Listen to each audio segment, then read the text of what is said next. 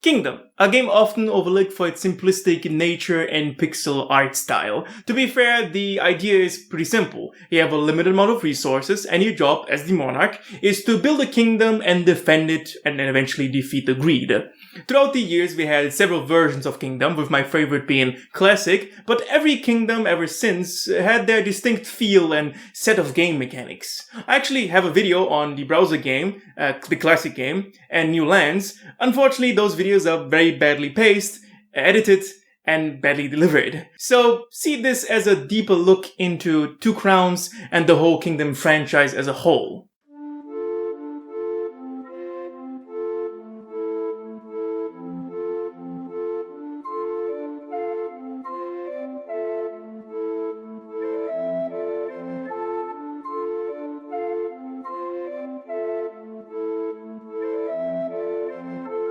Kingdom Web, or as I like to call it, Roots, is the simplest version of Kingdom. You could almost say it's the original prototype. Of course you have the Monarch, the Vagrants, Archers and Farmers, and in this version of the game we have the Trolls as the enemies instead of the Greed. Like mentioned before, the gameplay is pretty simple. You get some coins at the start of the game, hire Vagrants who become servants, buy tools which give them a profession, and wait for your Archers to generate money. That's it. That's the whole game. Well, not quite. The other part will be spent running left to right to hire more Vagrants and get more Archers. In this version of Kingdom, it makes sense to not expand, because Archers will be moving from side to side all the time. I assume it is there to create the illusion that the more you hire, the more lively the kingdom becomes, but if Archers have to run long stretches, your forces at the outer walls will be weakened. So the major strategy for the game is to build up your castle and never expand. In this version of Kingdom, farmers will tend to all farms on the map for some reason, and not the only ones behind walls, exposing them to danger, basically defeating the purpose of walls and making farmers, specifically in this version, useless. The biggest challenge comes down to being able to hire Vagrants at all, because once servants are hired, they very slowly walk towards your camp. It can take up to a whole day for them to reach your base. That in itself is not the problem, but since every night enemies attack, they will most likely not reach your castle and become Vagrants again that walk backwards to the edge of the map, making the whole ordeal very tedious. In theory, the game is a balance between expanding, building and fighting. In praxis, the game is about walking from left to right and never expanding. Of course, the game has its own quirks, like Vagrants exploding if they aren't rehired, a certain wall is not really protecting the Archers because they stand slightly out of it, Trolls are able to jump over walls, basically taking out all your forces at once, and servants often just steal your coins. Nevertheless, I still think it's a good idea, and I did enjoy it a lot when I played it.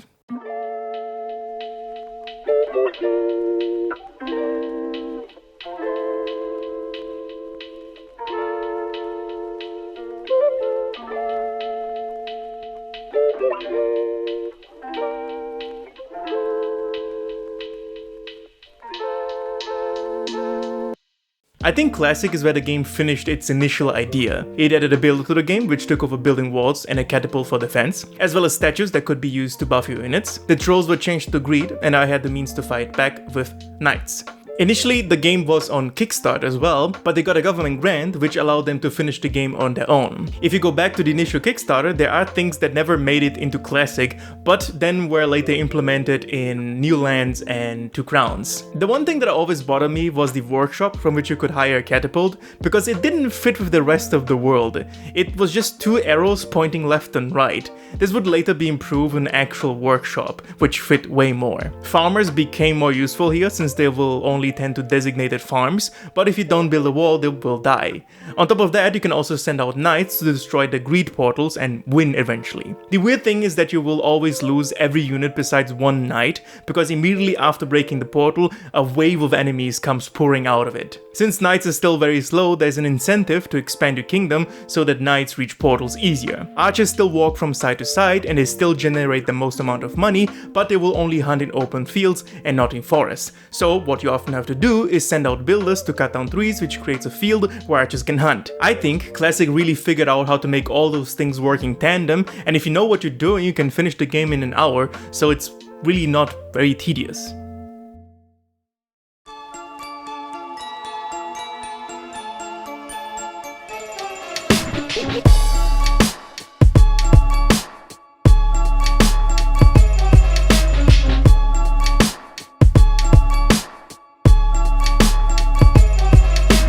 Oh boy, I like New Lands. I like New Lands a lot.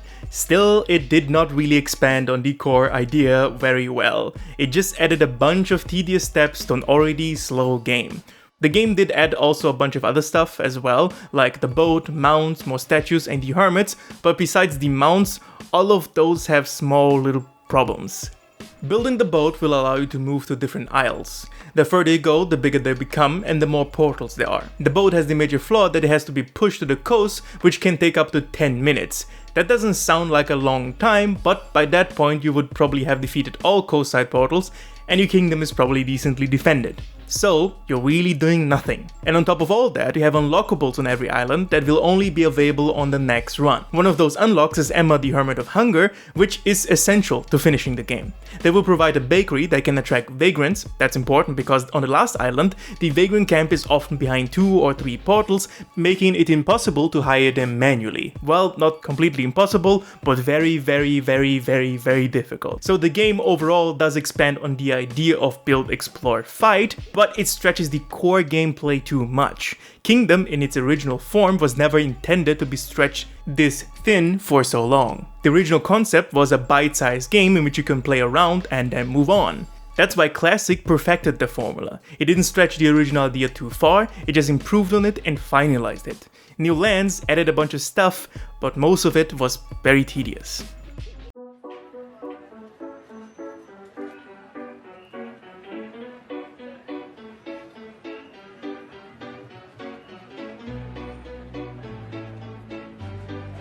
Two crowns. Well, the reason why it took me so long to make this video was because I didn't want to make this video. The first time I played Two Crowns, I played it until I destroyed a greed base and then died. After that, I called the game BS and left.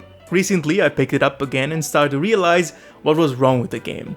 The core idea does not fit the combat anymore and all the tedious tasks are turned up to 11. In Roots, you just defended against waves, so you didn't need anything more than simple archers. In Classic, buffs, knights and catapults were added to be able to deal with the new enemies and have a way to fight back. In New Lands, the idea was stretched to its breaking point by adding hermits and islands, which made the game very tedious, especially when it came to hiring new servants and unlocking essential parts of the game. And in Two Crowns, that problem was diminished a little bit with the addition of being able to travel back and forth between the islands. Still, the game packed more tedious things like the winter in the game. Two Crowns sounds and looks and plays better than any other Kingdom game. The shops have specialized workers now, a Robin Hood looking character for bows and an old worker for hammers. They added special units like the spearmen and the ninjas, and now the boat doesn't need to be pushed to the coast except when you come back to the island, which is annoying. The animations look cleaner and more fluid. Archers actually move back to camp during night instead of staying out. The servants are all a bit faster. It plays and feels and looks better. Shogun World on Deadlands is also a great addition, but all of those things are more visual improvements rather than gameplay ones.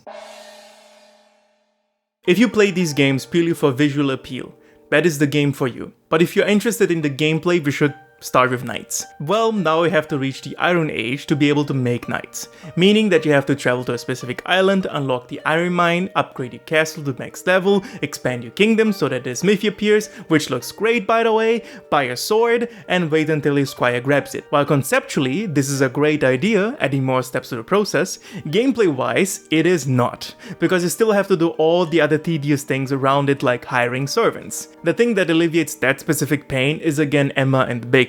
The bakery, while a good idea in New Lands, has not been expanded at all in here. Why isn't there a way to continuously bake bread without my constant input? It's kind of fun to buy bread the first or second time, but at the 100th time, it's just tedious, especially since it looks like one vagrant can eat up all your stock.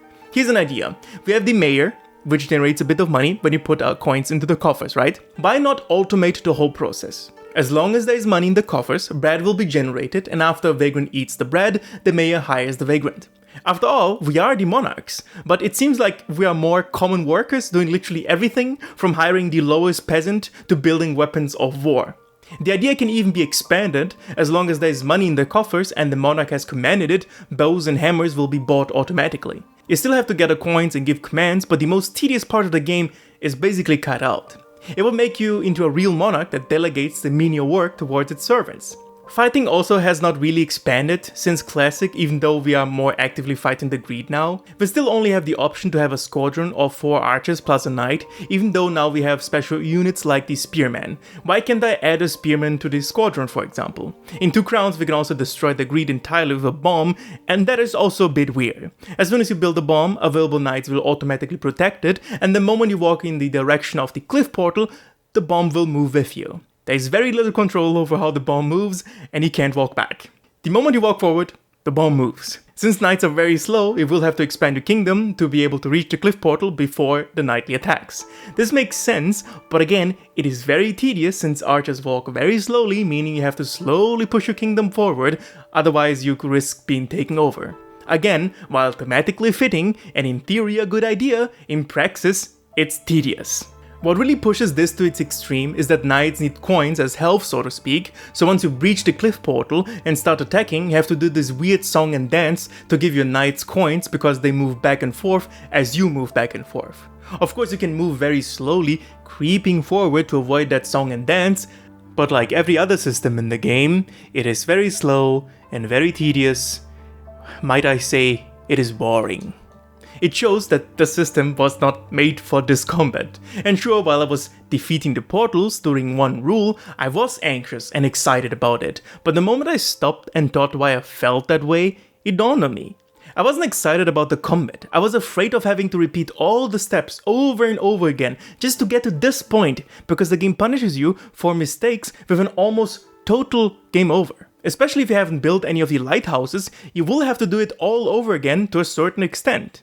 But this is me just complaining. How would I change it? I think one of these solutions is already in the game. In 2 crowns you can get special mounts. Just 2 examples, the Griffin and the Lizard. The Griffin can push back the greed and the Lizard can spit fire. It is even possible to have several different mounts in the same island, allowing you monarch choices when attacking the greed. Still, this is a bit clunky. I think allowing the monarch to become a unit itself would make more sense. For example, we can get a warhorse. When mounting a warhorse, you should be able to either buy a bow, a hammer, a sword, or a spear, transforming your monarch into a specific unit. Bow turns into an archer, hammer into a grunt, sword into a knight, and spear into a spearman. Now you can take part in the battle itself. The rest is still the same, but you have a bit more control over the battle and over yourself. If you're near a unit that needs coins, they automatically take that coin from you without having to drop it. If that doesn't work out, it would be interesting to have your own war party. For example, you could buy a carriage that could hold up to 4 archers, basically expanding your offensive ability. To discourage the use of the carriage all the time, shots could consume coins as a countermeasure. Anyways, my whole point is that combat has not evolved beyond sending units out and hoping for the best. It is clunky and outdated, it worked in Classic and a bit in New Lands, but it doesn't work here anymore. And finally, the winter. Winter is tediousness pushed to the extreme. Most of your income dries up, archers don't hunt anymore, and farms are unavailable. You can mitigate it a little bit by using bushes, but the major thing you need to progress, which is money, is cut off. The question is, why? Why does winter exist? Is it a challenge? Well, not really. Even though you don't have any income, you'll most likely have an established defense once winter hits, except when you move to a new island and then winter hits. But that is less of a challenge and more of a problem of not knowing that winter is coming. The game basically punishes new players for not knowing something about the game that it never explained for no reason. Sending your player to the starting point of the game just because they didn't know something that they couldn't have known anyways is just stupid. In 2 crowns, a lot of what you build stays up after death. Still, it's not a challenge, it's just boring. Is it thematically a good addition? I guess a little bit, since it's adding to the simulation side of Kingdom. Now we not only have night and day cycles, we also have seasonal cycles. And winter does look as beautiful as any other season, or the rest of the game. Does it expand on the core idea of the game? Not really. The motto is build, explore, defend. And winter just stops all of those things except defend, and I would argue you're not really defending, you're just waiting it out. Like I said before, in theory, it's a good addition, in praxis, it's tedious. I could go deeper in every single aspect of the game, taking it apart, but I think I made myself clear. Kingdom is an extremely unique game, to the point that I don't even know how to categorize it. I don't even know any similar games to it. If you ask me though, here's how I see the games. Classic seems to have perfected the core gameplay. New Lands, while interesting, was a tedious expansion, and Two Crowns is disappointingly high quality. It makes everything look and feel better, fixes a lot of problems that New Lands and Classic had, but also adds a bunch of tedious stuff. It doesn't evolve beyond the core idea. Two Crowns seems to be between two worlds. It wants to add more mechanics and be different, but because of its constraints, it can grow past its core ideas. I don't really know if moving the game into the 3D space would be beneficial. Still, I think it would be an interesting experiment. Even though I talk a lot of shit on Two Crowns, I still like the game, and if you want to start with a kingdom, I would highly recommend Two Crowns as the first one. If you like what I do, support me on Patreon, otherwise I'm gonna punch you in the throat. As always, take care of yourselves, and have a nice day.